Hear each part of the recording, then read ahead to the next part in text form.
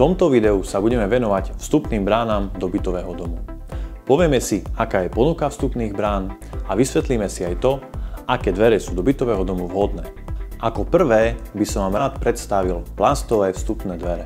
Majú veľmi dobré tepelnoizolačné vlastnosti, viete ich objednať v množstve odtieňov a majú aj veľmi výhodnú cenu. Do bytových domov sa však používajú iba minimálne. Je to hlavne z dôvodu, že plastové dvere nie sú dimenzované na časté používanie. Častým otváraním a zatváraním dverných krídel dochádza časom k ich deformácii, čo zhorší tepelnoizolačné vlastnosti, zníži estetiku dverí a tento stav už nie je možné napraviť nastavením. Ďalšia možnosť sú hliníkové vstupné dvere. Toto je najrozšírenejšia alternatíva, hlavne vďaka pomeru ceny a kvality. Hliníkové dvere majú vyššiu pevnosť, vyššiu estetiku a zároveň sú dimenzované na častejšie používanie ako plastové dvere. Vďaka špeciálnym profilom s prerušeným tepelným mostom dosahujú hliníkové dvere taktiež veľmi dobré tepelnoizolačné vlastnosti. Hliníkové dvere je možné dodávať aj v rôznych farebných prevedeniach, ale je tu väčší rozdiel v príplatkoch za farebné odtiene v porovnaní s plastovými dverami. A ako poslednú možnosť vám predstavím oceľové vstupné dvere.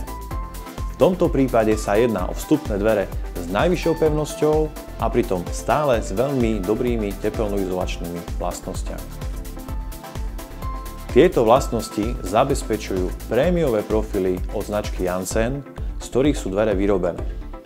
Pevné oceľové profily zabezpečia vysokú pevnosť, vďaka čomu môže byť brána dlhodobo namáhaná bez akéhokoľvek poškodenia. Nehrozí ani pokrivenie pri dlhodobom otváraní ako pri hliníkových dverách. Tepelnoizolačné vlastnosti brány zabezpečuje prerušenie tepelného mosta, vďaka ktorému chlad z vonkajšej strany dverí neprechádza na vnútornú stranu. V kombinácii s izolačnými sklami vedia veľmi účinne šetriť teplo v spoločných priestoroch bytového domu.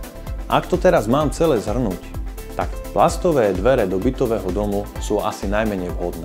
Hliníkové dvere sú vhodné do vchodov s menším počtom bytov s prihliadnutím na ich správne používanie.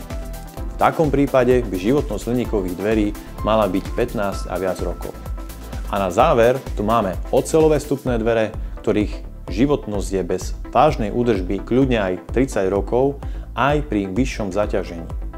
Počas celej tejto doby bude mať oceľová brána svoje plné vlastnosti.